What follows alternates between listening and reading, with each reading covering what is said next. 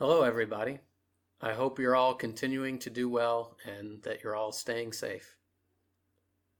One of the biggest reasons that the coronavirus spread across the globe is because we didn't realize how contagious it was.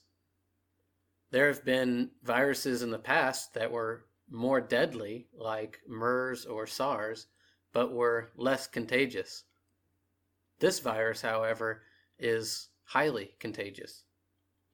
The Washington Post created a visual to illustrate just how contagious the coronavirus is.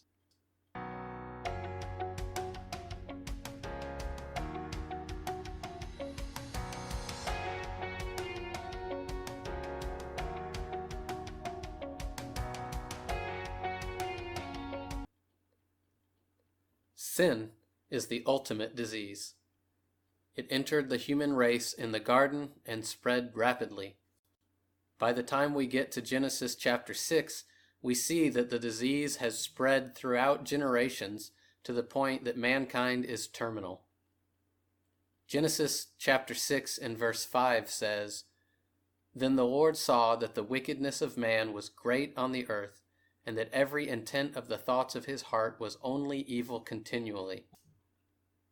Paul speaks about the spread of sin since the time of Adam in Romans chapter 5 and verse 12. "Therefore, just as through one man sin entered into the world, and death through sin, and so death spread to all men, because all sinned." So we see that sin spreads to infect all of humanity, but the Bible also shows us how sin spreads.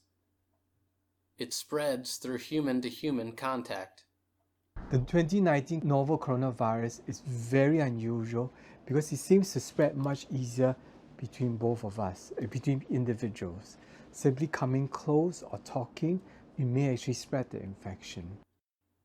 How much sin has been introduced into your life through other people? That's not to say that other people are fully responsible for your sin, but we do learn our behaviors and our sin from the people around us primarily. Solomon understood that sin spreads from person to person, so he warns his son in Proverbs chapter 1, beginning in verse 10. "My son, if sinners entice you, do not consent. If they say, 'Come with us, let us lie in wait for blood.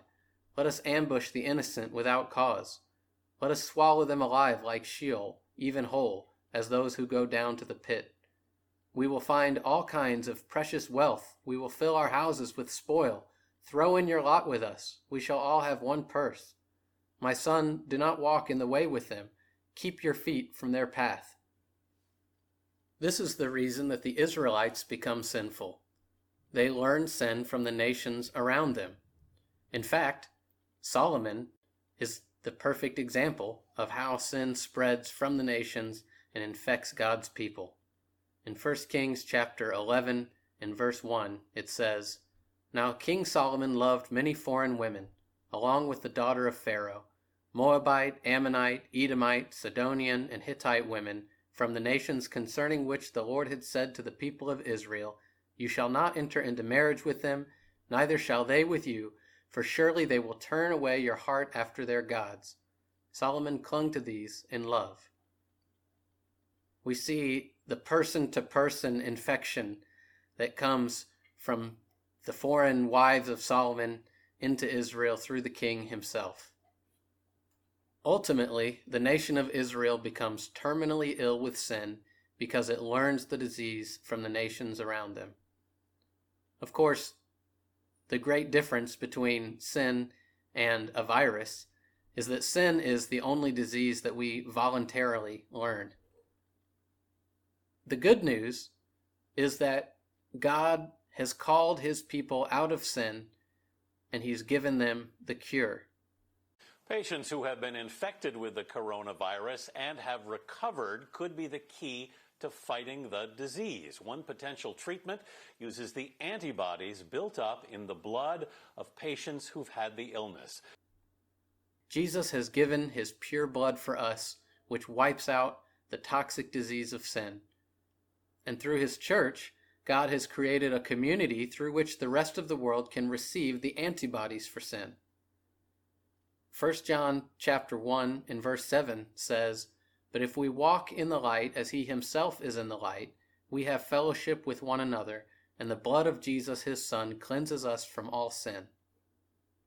Through Jesus' blood, the church has the cure for sin, which is also why the church must be kept pure. The church is the vehicle through which Christ enters the world to save those infected with sin. If the church is infected, it cannot serve its purpose.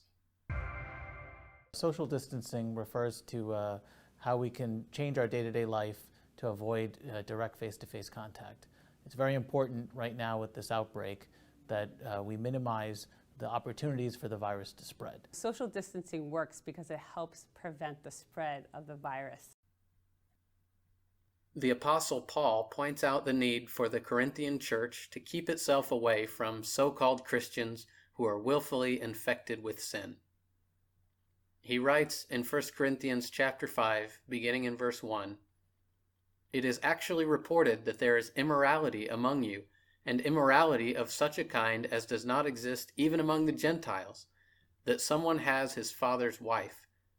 You have become arrogant and have not mourned instead, so that the one who had done this deed would be removed from your midst."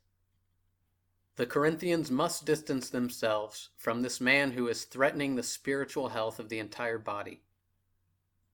Social distancing is also an appropriate metaphor because Christians are called to live in and among the world, yet maintain distance from the sin around them. The difference between social distancing and quarantine is a matter of degree. Social distancing is not as strict. That's for the person that's currently not sick, but again, to protect themselves from getting infected.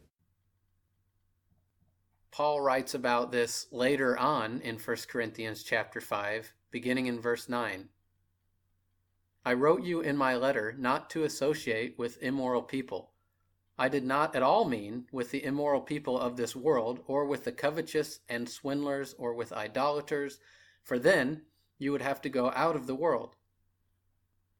Our job as Christians is to live in the midst of an infectious disease, wisely navigating our interactions so as to resist infection, while at the same time offering the cure of Jesus' blood.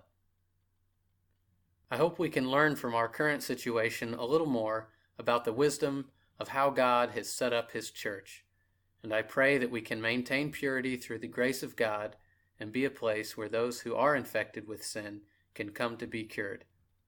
Thanks for watching, and God bless you all.